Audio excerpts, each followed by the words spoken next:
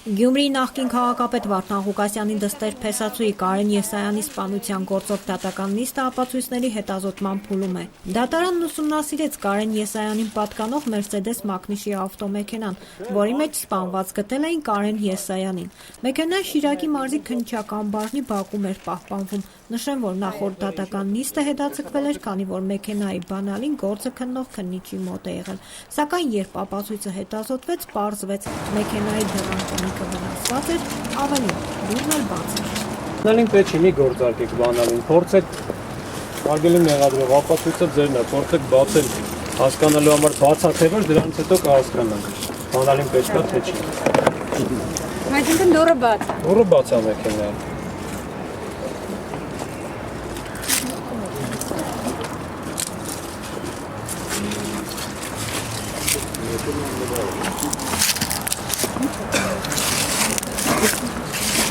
Այդեմ ուսումը շարունակել։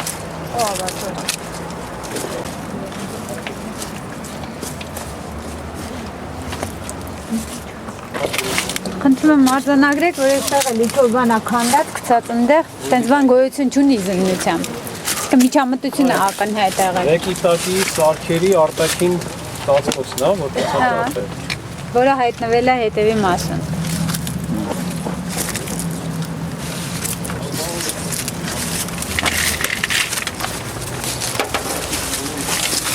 Ես բացեմ, հետո պարզվի։ Մենք տեսանք ներսել։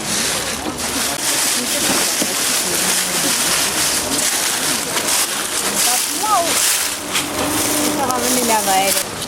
Գոյություն ունի ընդամենը մի կնիկ, որը վնասված է։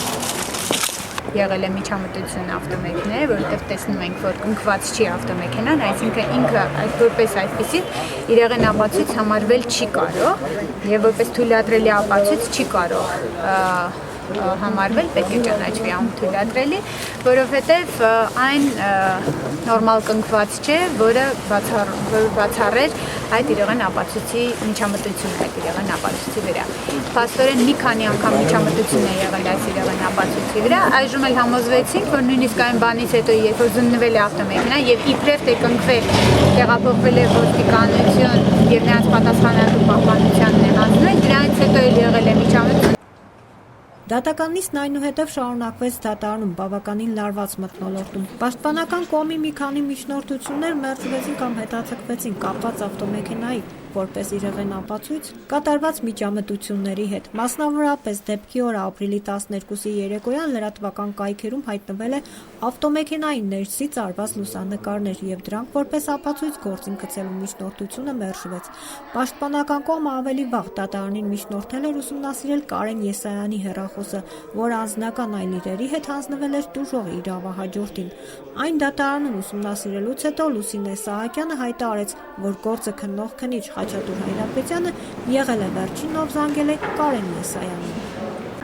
Հայրապետյանի հեռախոսահամարն է 91 33 Ասացա քննիչը զանգահարել է Կարեն Եսայանին հեռախոսահամարը։ Այն դեպքում երկու հեռախոսահամարը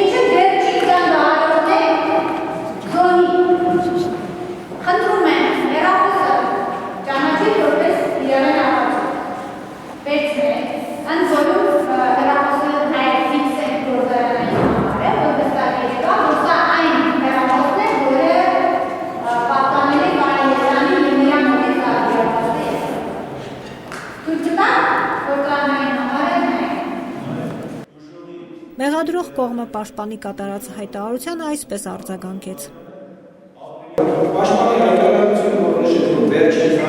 վերջին զանգի ժամանակահատվածը նրա կողմից պարտադիր չի։ Հեռախոսով չի Դա 10 օր հետո է եղել սպանությունից 20 օր հետո է եղել Իրանից հետո է եղել։ Ահա բանորձելով են համար հավաքել այս նախադրության ընտրացում չլինի։ Դատարանը մերժեց միջնորդությունը դատական հաջորդ նիստին նոյեմբերի 12-ին արդեն ցուցմունք է տալու ամբաստանյալ Հարություն Սարգսյանը։